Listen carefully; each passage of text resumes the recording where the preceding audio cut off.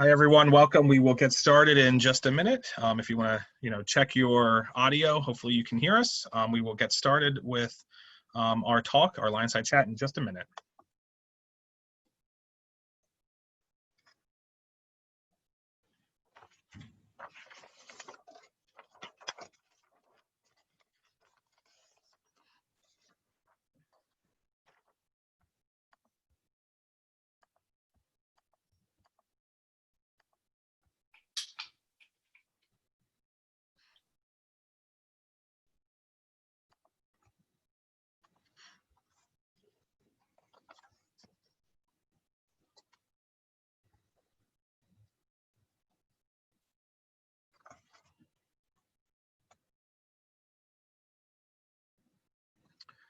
All right, welcome to Penn State Berks LionSide Chats. My name is Ryan Hassler. I'm one of the 3 LionSide Chat moderators working alongside Sonia De La Cueto and Don Pfeiffer-Reitz.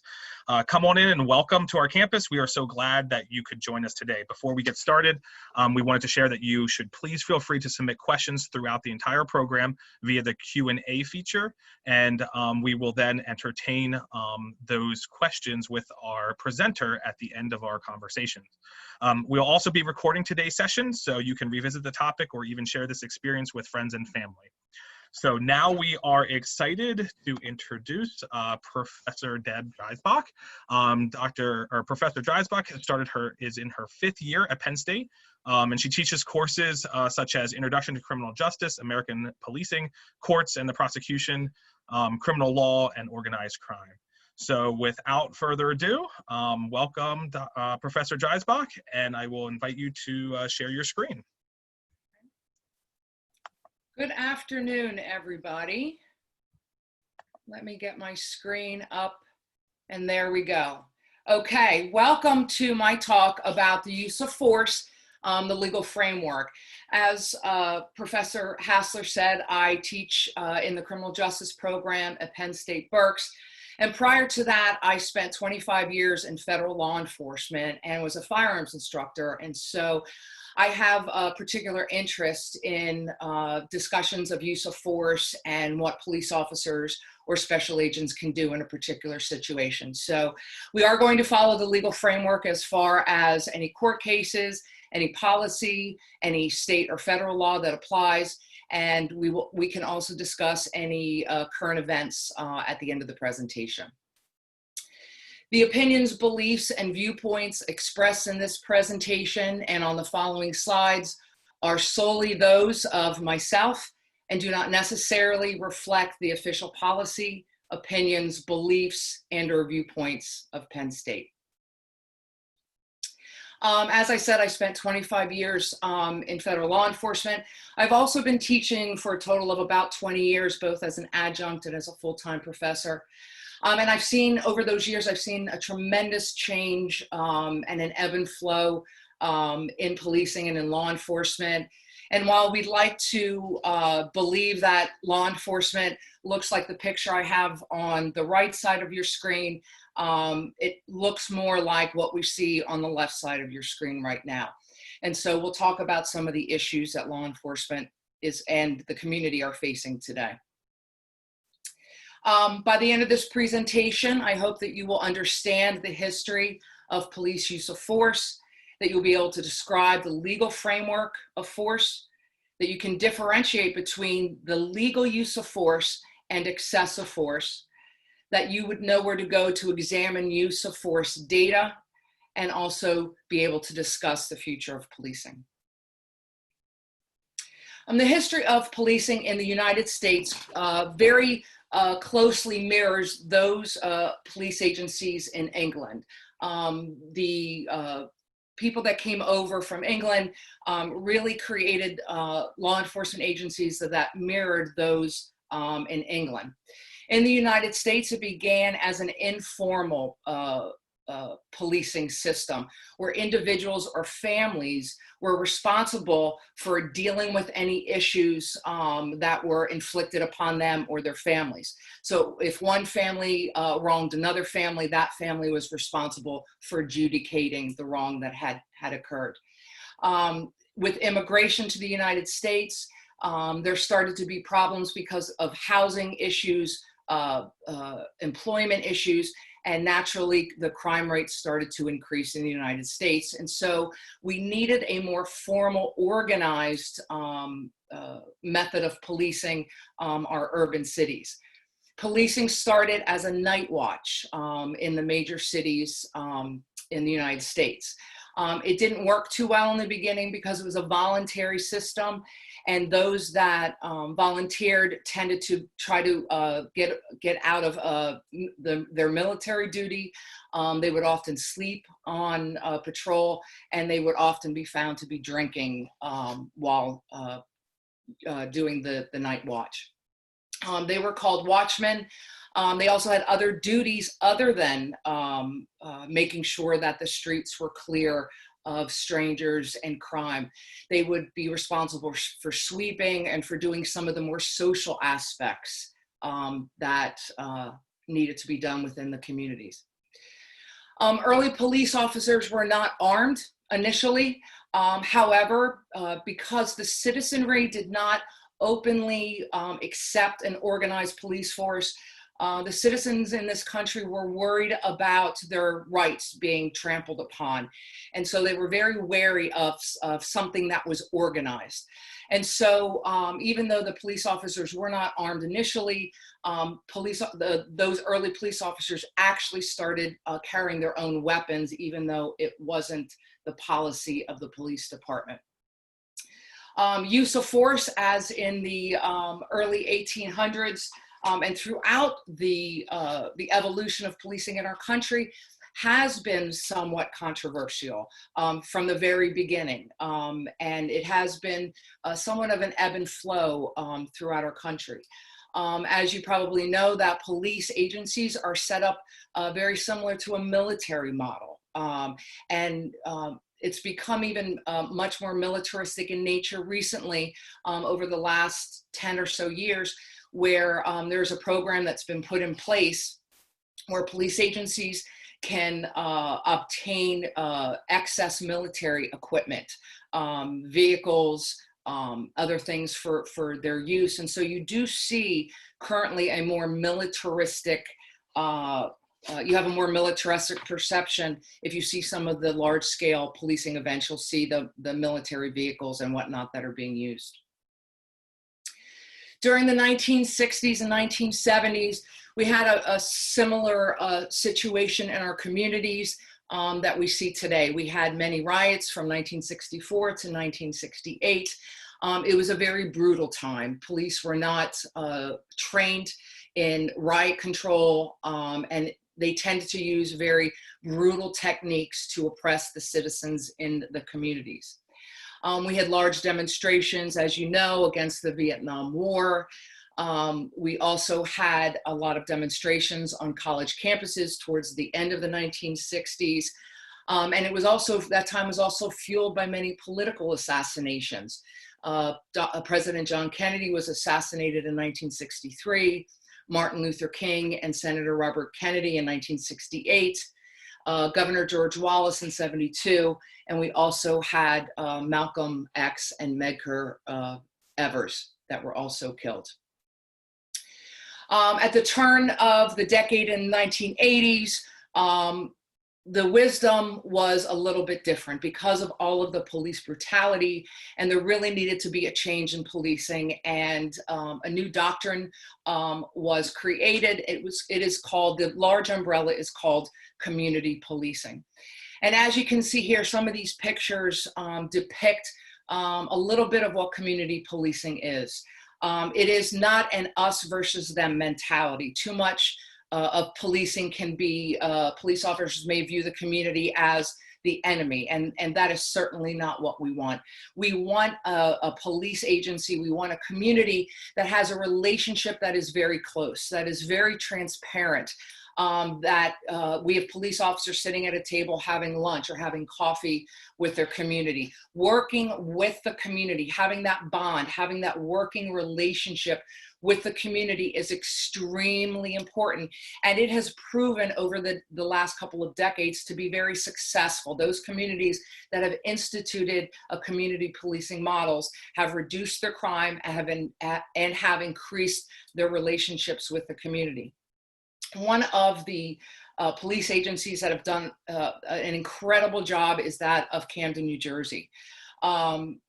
About 10, 12, 13 years ago, Camden was a bad place to be, and the police agency was not effective. They did not have a good working relationship with the community, and they disbanded the entire police department, and they recreated a new one. They recreated Camden County Police Department. Everybody that was employed by the first police department was let go. However, they were had the ability to apply to the new police force. Some of them were rehired, and there was all new command staff that were put in place. Camden is a perfect example of what could happen in a community when you institute community policing from top to bottom. Performance evaluations have the community policing component to it. And so if you remember at the beginning of the protests during the summer, one of the police agencies that was featured on many of the national news programs was that of Camden. Their police chief is an African-American male. He is not the original police chief from Camden County, but he has since taken over. And he was marching, he was at the front of the protest line, and they had peaceful protests with the community, because he has an open dialogue with the community, and he has the trust of the community. And so if you're interested in this concept, I would urge you to further investigate Camden County, because they have done a fantastic job. What is force? One of the reasons why I wanted to conduct this LionSide Chat is because I watch the news, whether it's liberal or conservative, what you read on Facebook. There's so much misinformation out there about what is use of force, what can police officers legally do in a given situation. And before I start force, no situation is the same. Every situation has different circumstances, and different concepts apply, different laws apply in those situations. So let's talk about what is force. There is not one universally agreed upon definition of force. We have to rely upon the Bill of Rights, the Fourth Amendment particularly, because Fourth Amendment covers search and seizure, covers arrest. If I, as a law enforcement officer, stop you on the street to ask you questions about where you're going and what you're doing, because I believe that there's suspicious circumstances regarding where you are and what you're doing, that is considered a stop is considered a seizure under the Fourth Amendment, because I have kept you from doing what you would normally be doing and walking forward. And so law enforcement officers should be schooled very heavily in the use in the Fourth Amendment, because that's the large umbrella of everything that we're going to be talking about today. If you want to look at the criminal procedure for the state of Pennsylvania, this is where you would go to. Each state and the federal government have what are called criminal procedures written into their laws.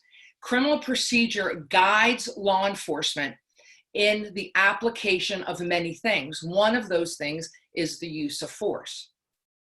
Let me go back. In Pennsylvania, if you're interested in reading this, you would Google Pennsylvania Title 18, Section 508, and it would bring up use of force in law enforcement. And it tells me what I can and cannot do according to the state law.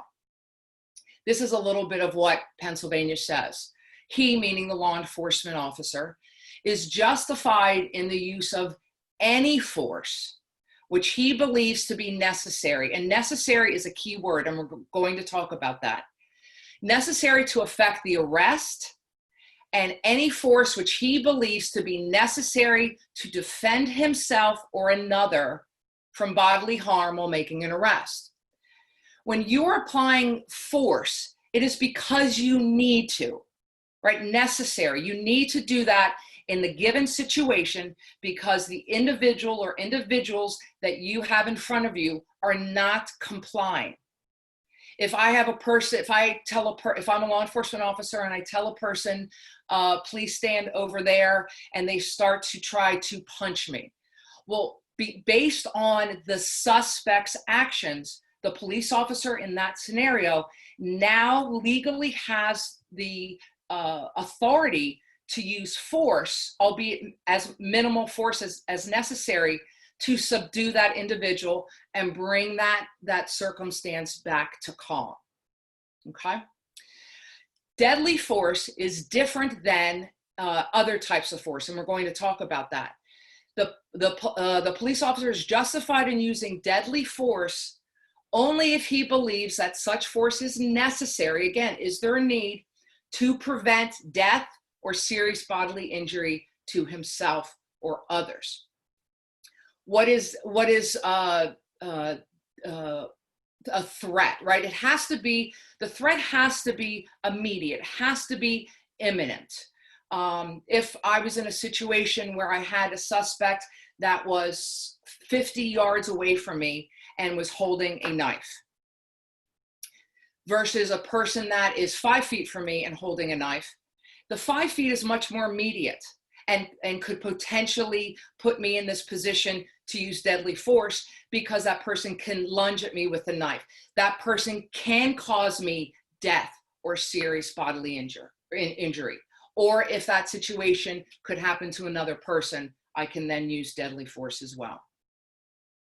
Besides state law, you also have police policy, directives, manual sections that address use of force for that particular department. Many police departments have their directives online so that they're transparent and citizens can see each of the different areas of what police officers are required to do. This is Directive 10.1 that deals with use of force. If you Google the police, Philadelphia police directives, again, you can read any directive that deals with uniforms, the weapons they use, deadly force, use of force. And this is a little snippet of what Philly requires of their officers, right? The goal of use of force is always to de-escalate a situation where any other things that you've tried have not worked, right? When I was in the academy, they would always tell us your best, you have a tool bag, you have lots of things in your tool bag. And the best tool that you have is to use your words, to verbally talk to verbally direct before you do anything. And some of the best police officers I've ever worked with are those individuals that were able to de-escalate a situation just by talking, right? Just by reasoning with a suspect, right? So anything that you do, you're always, again, trying to bring that situation back to calm so that you and others do not get hurt. Try to de-escalate that situation. In the event that force becomes unavoidable, again, use the minimum amount of force necessary. I'm going to show that.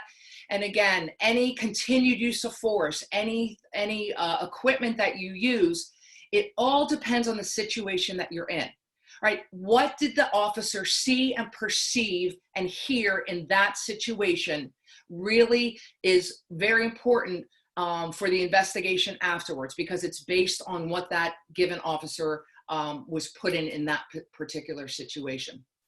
And this is an extremely important point, this last one, and I talk to my students constantly and show videos. Once the threat has been overcome, regardless of what that is, if it's a gun, a knife, a fighting, whatever it is, once it's been overcome or the subject's in custody, all force ends, finished, done. If you have a suspect in custody, meaning if they're in handcuffs, if they're prone down on the floor, if they're sitting and they're handcuffed, and if they're in a chair and they're handcuffed, I truly do not understand why police officers continue. Obviously, we all know that there are police officers that are problems and use force, and we've seen it on TV. But if you've ever been handcuffed, and hopefully you haven't, it is very difficult to move, to sit up, especially if you're in a prone position. So once the person has been subdued, even if they're not in handcuffs, it is over, and you've got to proceed as that way. For federal agents, the Code of Federal Regulations applies. They're known as the CFRs. And again, it's very similar to what we just went over. You can use force to prevent the escape of an offender, and we're going to talk about that in a minute. But verbal abuse alone cannot be the reason why you use physical force. Again, deadly force is very similar to what we're talking about. In general, the use of force to make an arrest if the person is not compliant, to detain a suspect, and to protect an officer or another individual. If you exceed what is considered reasonable in that situation, given the facts and circumstances and the training that you've received, you will then cross that line into excessive force, which is illegal force, and your department, and the jurisdiction can be held liable for that. There are two main U.S. Supreme Court cases that govern the use of force. The first one is Tennessee v. Garner. That was decided in 1985. And again, very similar to what we talked about. One of the components of this Supreme Court case is a police officer may use deadly force only if the officer has a good faith belief. What does that mean? In Tennessee v. Garner, the facts of this case were a juvenile had burglarized the home. As he was running out of the home, trying to scale the fence to get away, a police officer had shot the juvenile in the back. And at that time, Tennessee law provided that police officers could shoot an individual, a fleeing individual, whether they had a weapon or not, whether they were a threat or not. And Tennessee v. Garner overturned that Tennessee statute because they now said, the Supreme Court said, you can only shoot a fleeing suspect if that person is known to be a threat to you or others. So if you change up that scenario and the fleeing suspect had a gun, for instance, that fleeing suspect is a threat to you and others. And but again, you have to, given the circumstances, are you in a crowded area? Are you in a parking lot of a shopping mall versus a big field where there are no people? So you have to take those circumstances into account. Are they a threat? If they are a threat, then that would be a justified shooting. The other use of force case is Graham v. Connor. All use of force has to be governed by an objective reasonableness standard. And that was very important because we have to look at all the facts and circumstances that the officer faced at that time. We cannot do a 2020 look back, right? Look in hindsight, well, you know, what exactly happened? We have to look at what the officer was facing in that given situation. All right, use of force continuum is still used by many police departments. The federal government really doesn't rely on this too much anymore. The FBI has their own use of force continuum, but they're all pretty similar. I don't particularly like the use of force continuum because it's very flat and it feels very mechanical. Or if you're at this level, you can go to the next level.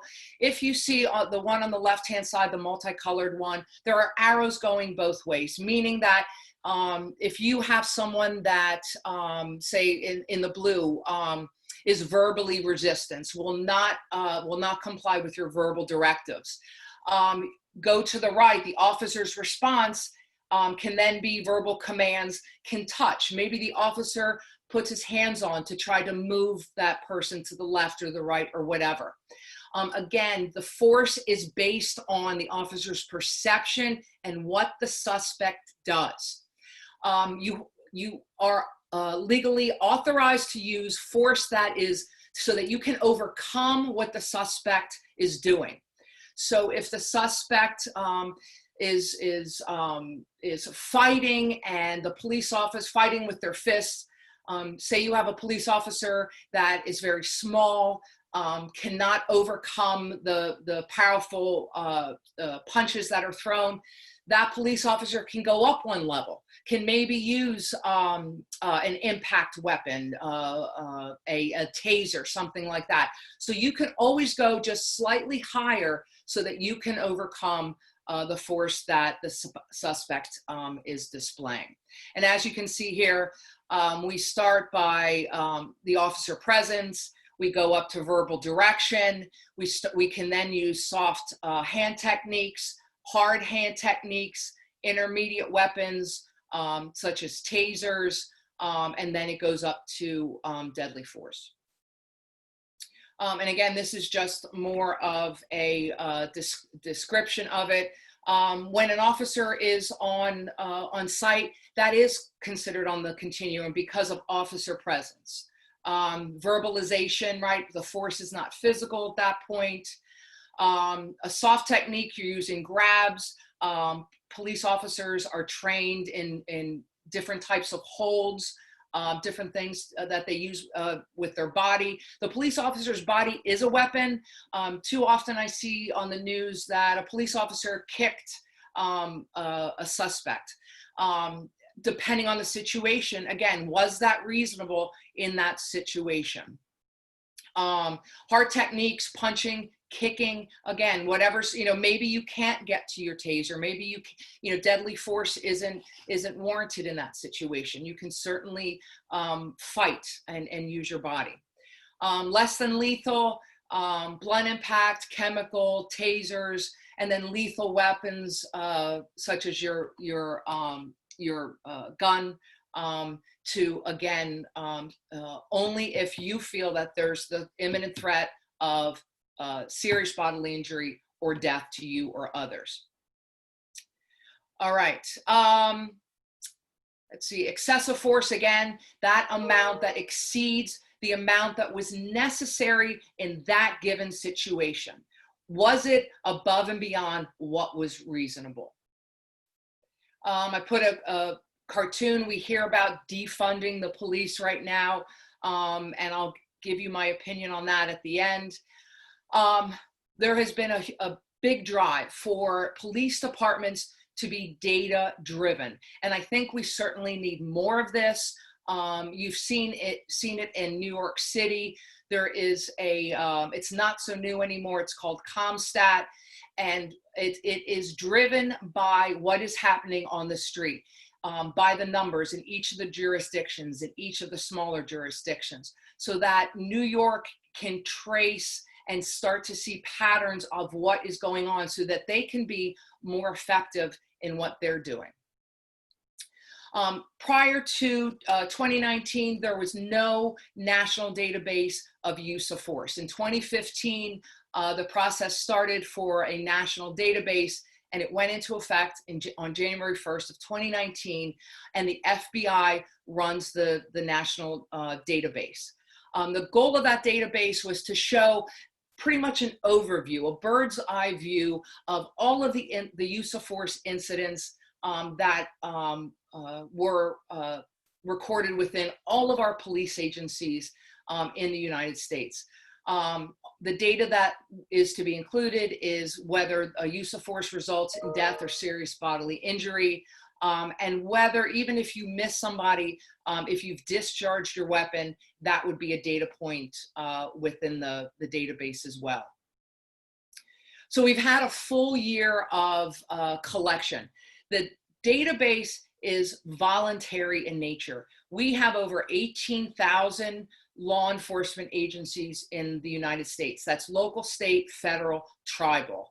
And every police agency is trained differently and records data differently. So this new database is voluntary. In 2019, only 5,000 police agencies voluntarily reported their use of force data. However, it doesn't sound like a lot, but the data that was reported covers 41% of all sworn officers. So it is a decent, decent data collection for the first year. According to the legislation that was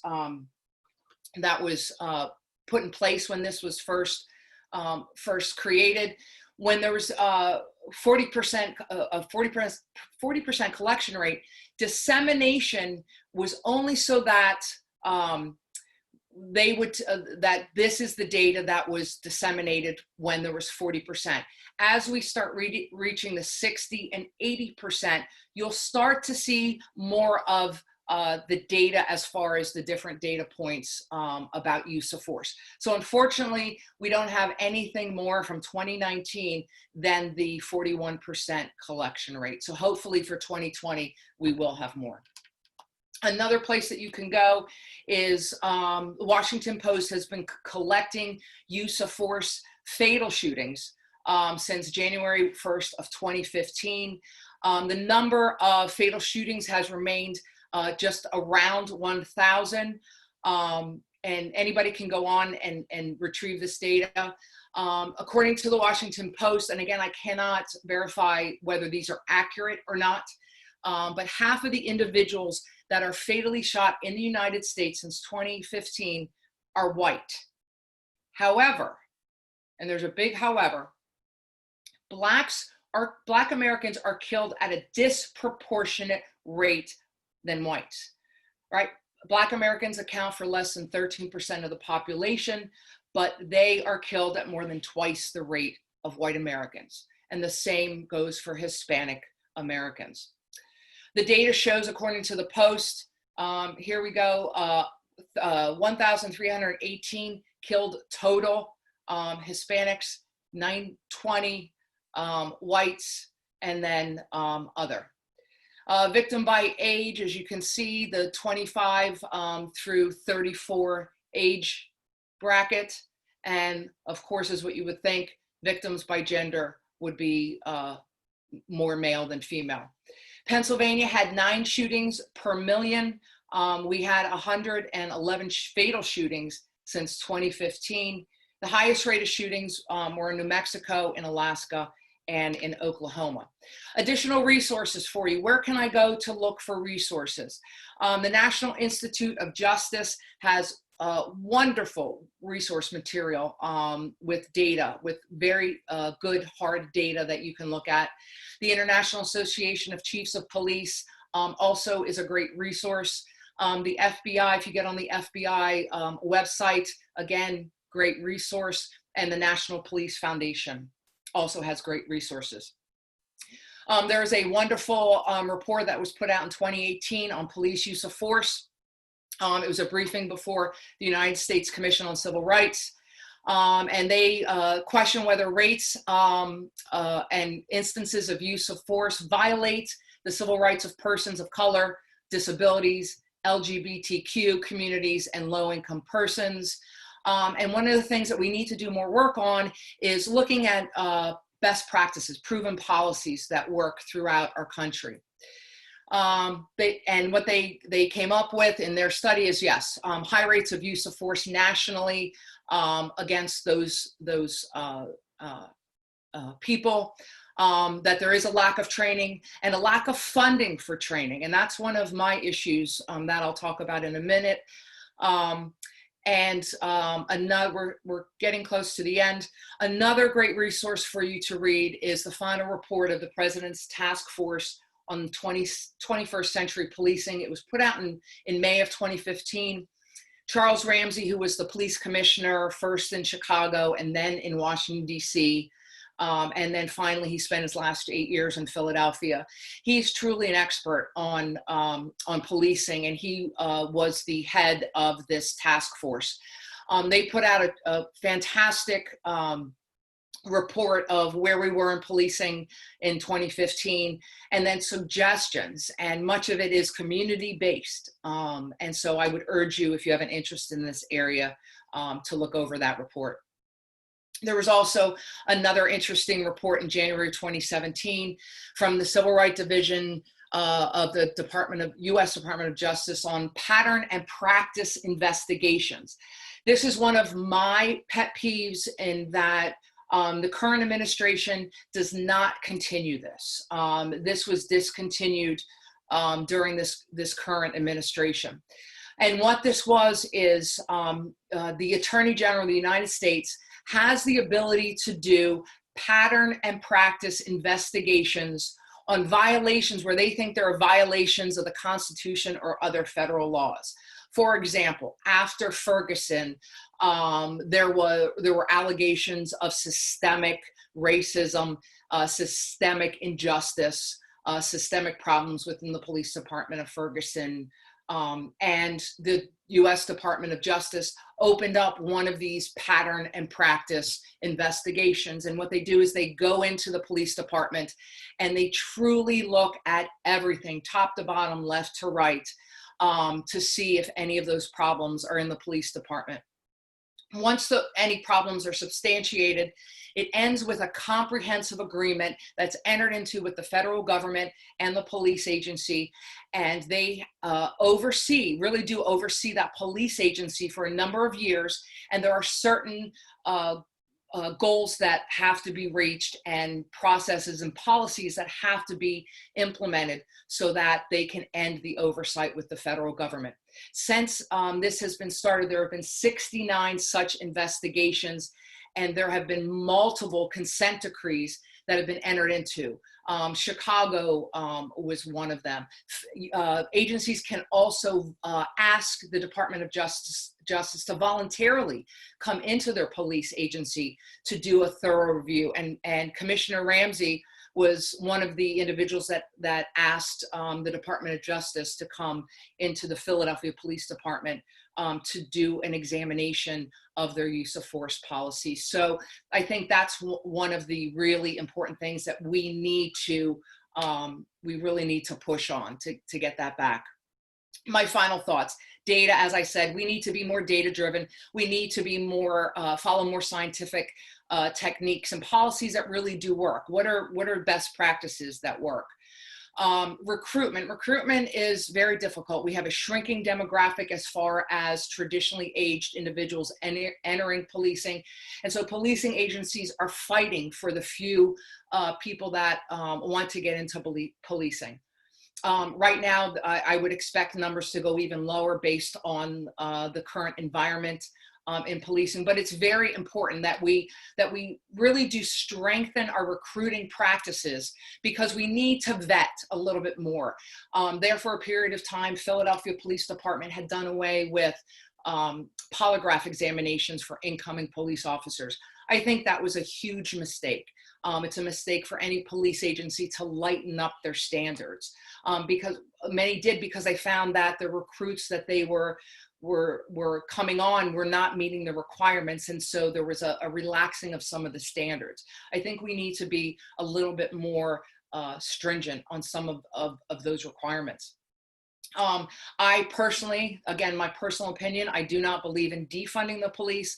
I do believe that we need funding at higher levels for police agencies, because we need to train and retrain. We need to do obviously something different, and we need to strengthen up that area specifically. I do believe that we need more money towards social organizations. Many times students come to me and they want to work within the social organizations in our communities, and those people are paid less than many of the other criminal justice professionals, and do much more important work than some of us. And so I think we need to examine that as well. There's also a community component to this.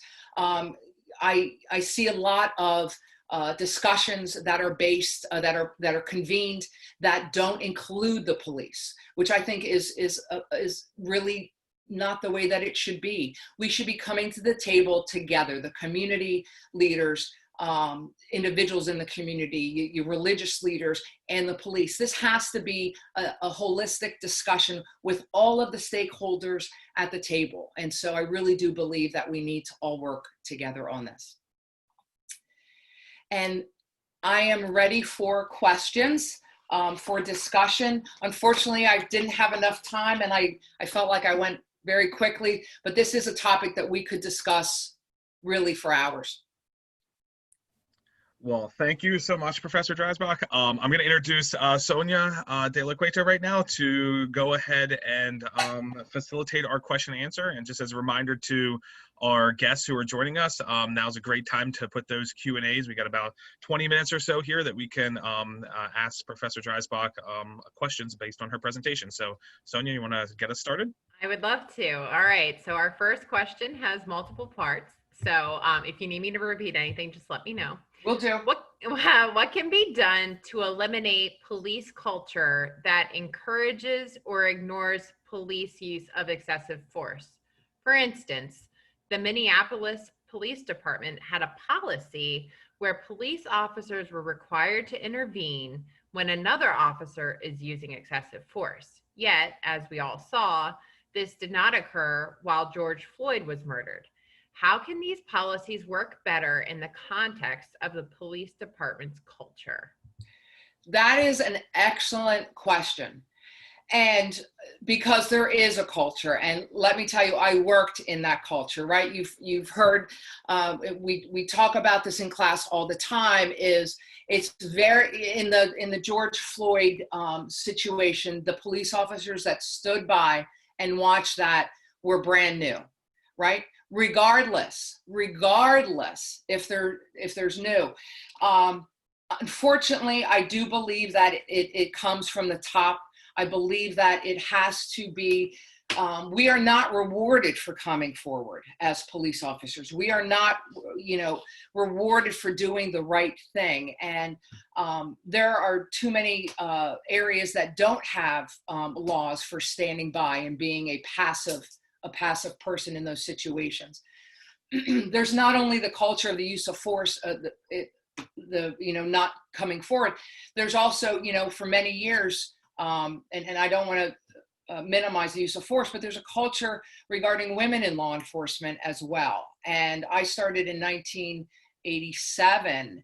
And let me tell you what, I could tell you stories that would make the hair on the back of your neck rise, because there was that culture. And yes, it has gotten better, but it has been slow and it has been incremental. And I think the same thing with use of force is there has to be strong leadership. And I don't think that there necessarily is. I have been in very few meetings where there's been a hard line that's been put down by the leaders.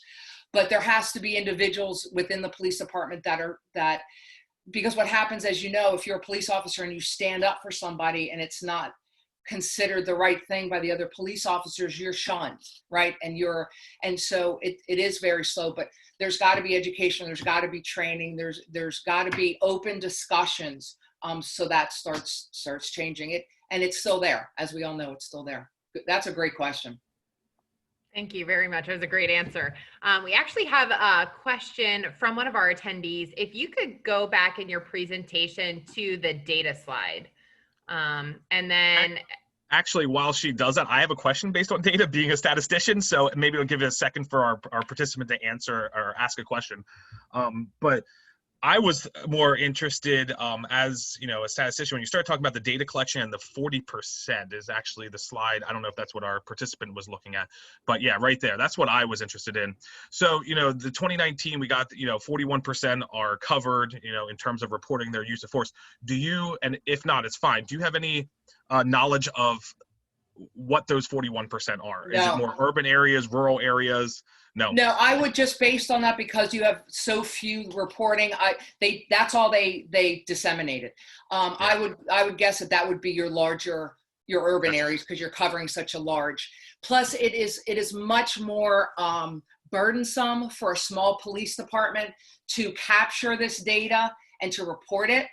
So I would guess that it would be a large city, but that's all that they released. So that was my interpretation, probably, thinking that as well. And I guess then the question is, if they're not required to do this, do you think there could be some sort of politicized / culture that of these maybe more rural or smaller, places other than funding? Is there other reasons why they might not be deciding to participate?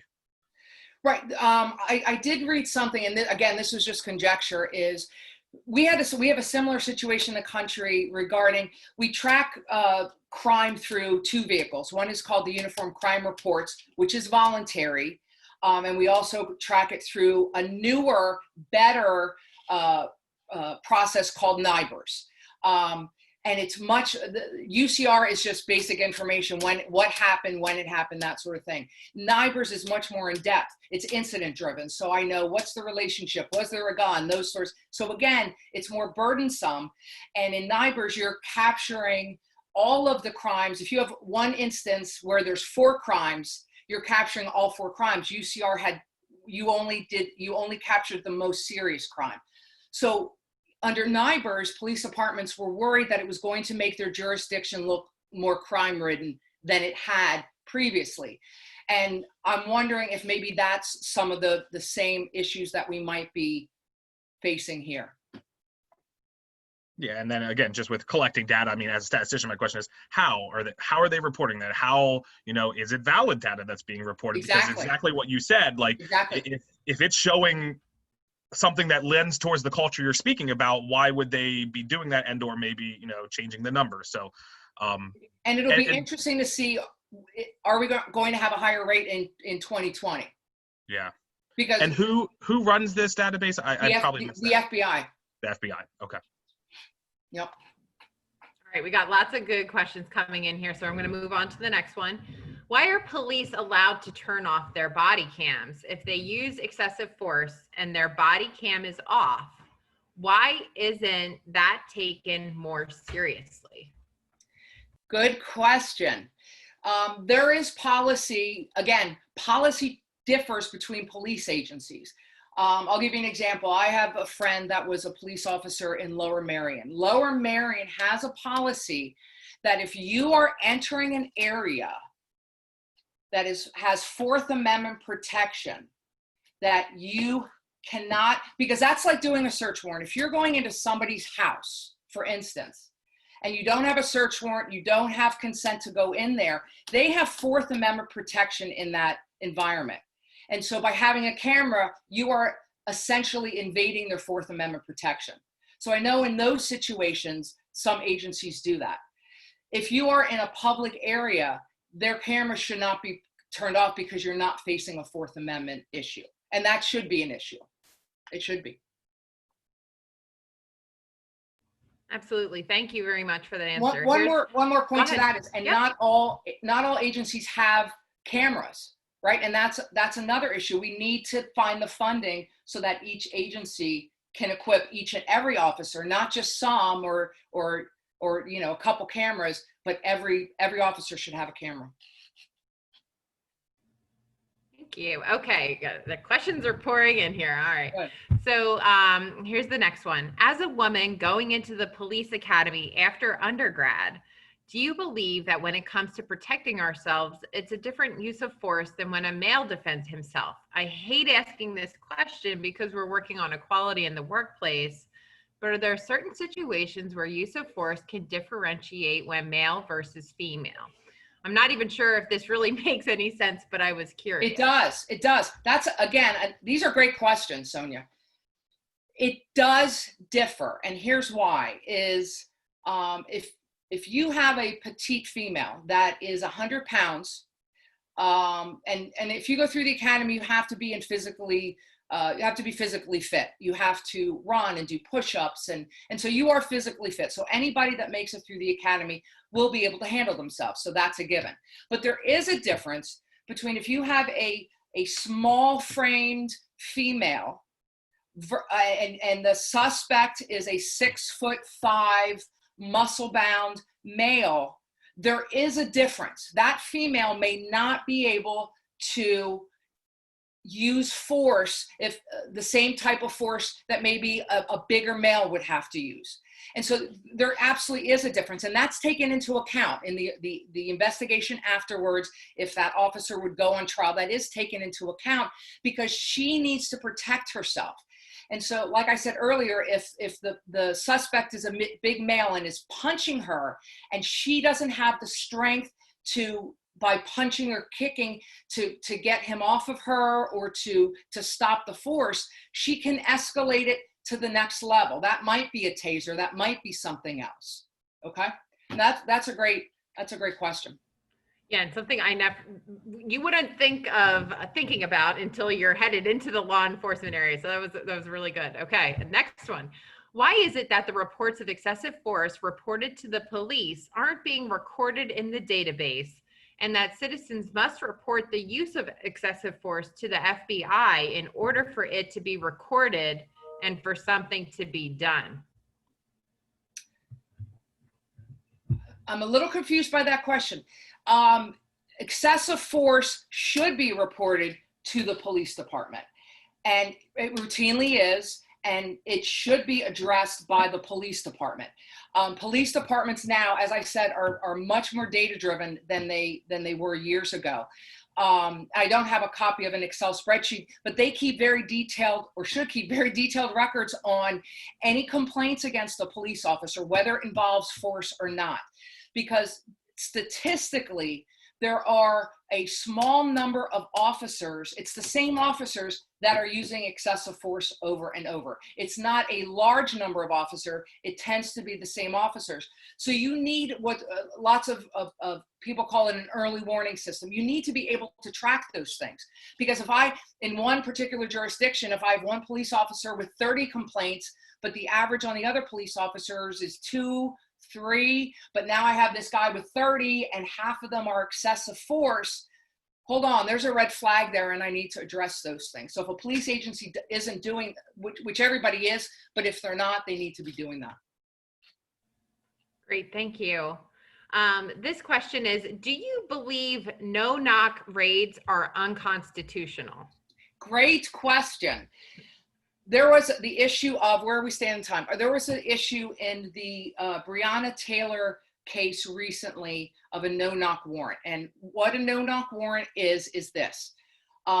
Typically, generally, when police officers apply for a warrant, when I was an agent, I would write out an application for a search warrant. I would go to a federal magistrate.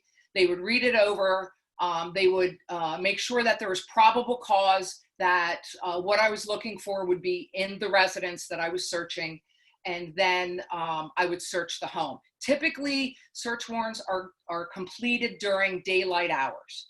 If you have a special circumstance where you need to go at night, you can ask the judge to do that. For example, if it's a drug deal and you want to make sure the drugs are there and you know it's going down at night, you would ask for a nighttime warrant. You can also ask for a no-knock warrant, which means that you have a reason why you don't need to knock and announce. On a regular warrant, you have to knock and announce your presence. Knock, knock, knock. Police, you wait 15 to 20 seconds. If they don't answer, you can knock down the door.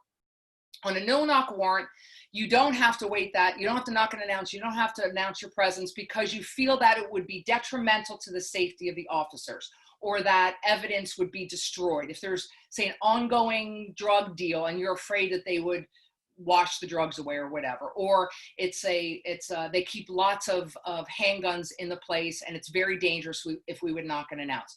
And so they are legal. That is a U.S. Supreme Court case that has established the use of no-knock warrants under specific situations.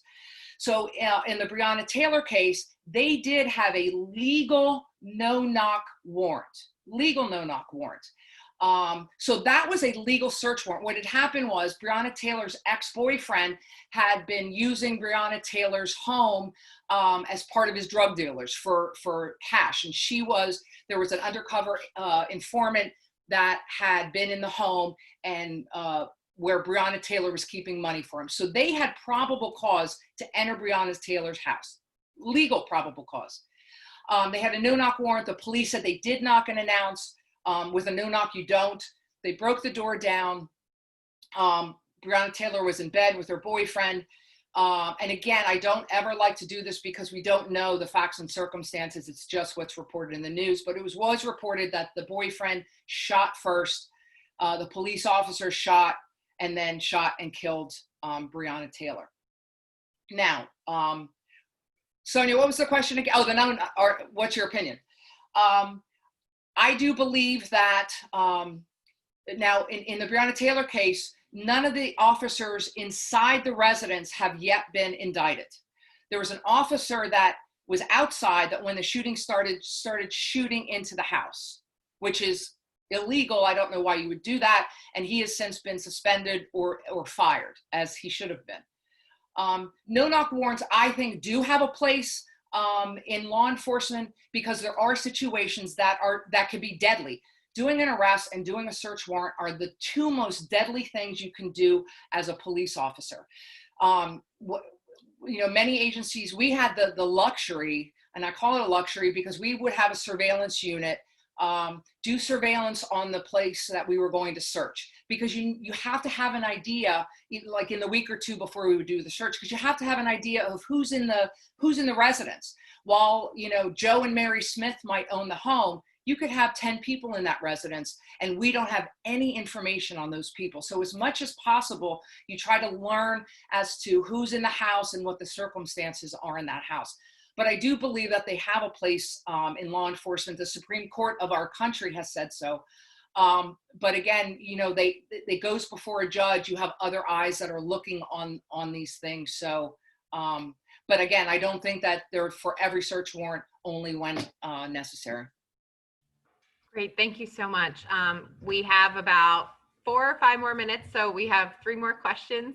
Okay. If a coroner's report indicates the cause of death was something else and not visual force, drug overdose, etc., how does this impact the reporting of the incident? Okay, say that again, Sonia. So the Sure. coroner's report. If a coroner's report indicates the cause of death was something else and not visual force, Okay. like a drug overdose, how does this impact the reporting of the incident? Okay, so we're talking. I'm assuming we're talking about George Floyd, because that is what we're seeing now. The reporting of the incident. I'm not sure what they mean by that. Okay, so let me say this. Take the George Floyd incident for example, and even Breonna Taylor. Whenever you do anything in law enforcement, it's documented. You make a phone call, it's documented. You take an action, it's documented. You pick up documents, it's documented.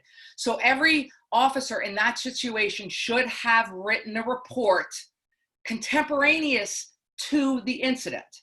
So later that day, the next day, whatever it is. And especially in use of force investigations, those officers that are involved are required to sit down and be interviewed by individuals either within that department or an outside agency. It just differs depending of how it's set up. So if that's the reporting that you're talking about, those reports should have been written prior to a coroner's report. If I'm understanding that question. I think you are. And Ryan, I think we still have time, correct?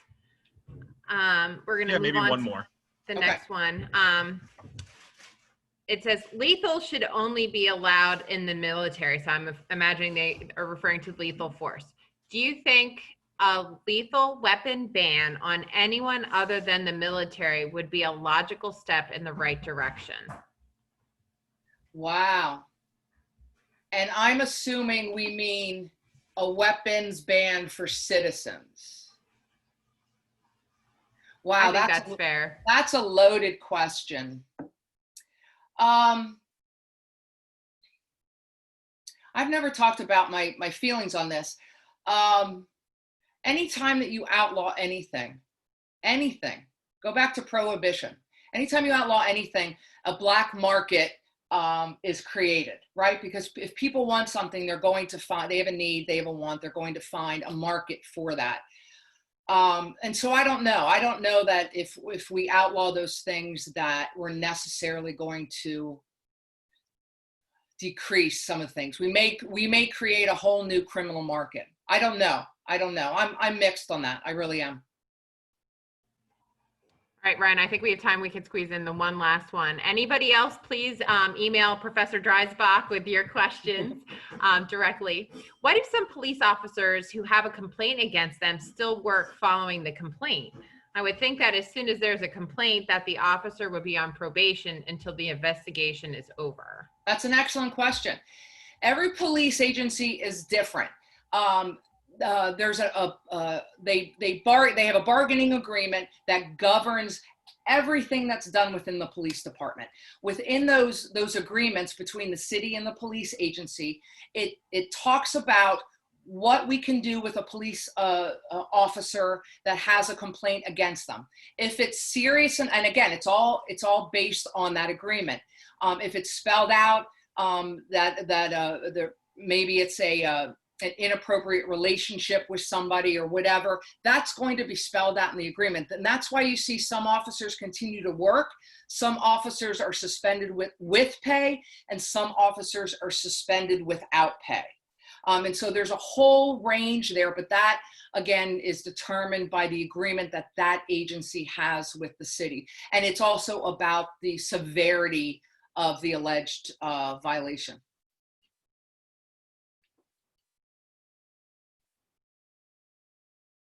Thank you all. I appreciate every one of you coming. And if you have any questions, please feel free to reach out. Well, thank you on behalf of the audience. Thank you, Professor Dreisbach, for chatting with us today of, this very time-sensitive issue, of what's happening, in our society. So we do appreciate your time and your knowledge with this presentation. Also, just want to, send a special thank you to all of you for joining us today on the LionSide Chat. As you click out of the webinar, you will receive access to a survey. Please do take a few minutes to complete that survey to let us know your thoughts about today's chats and perhaps even offer some ideas for future chats. You are encouraged to reach out to us via email, and we also remind you to keep checking our website as we are always adding new chats. With that, our next chat is actually on Friday, 9/4, which is 2 days from now at 12:15. And we have partnered with the Penn State Berks Social Justice Collaborative. And so this will be the first of 4 for the fall semester talks on race. And so Race 101, this first one is going to be about critical conversations. So I would encourage you to join us on Friday at 12:15 and be sure to come back soon and meet with other faculty members, staff, students. Actually, the one on Friday will be run by students of Penn State Berks to share their experiences. For now, stay safe, Berks and beyond, and signing off until next time, this has been the Penn State Berks LionSide Chats. So thanks again. Thank you, Dr. Thank you. Thank you.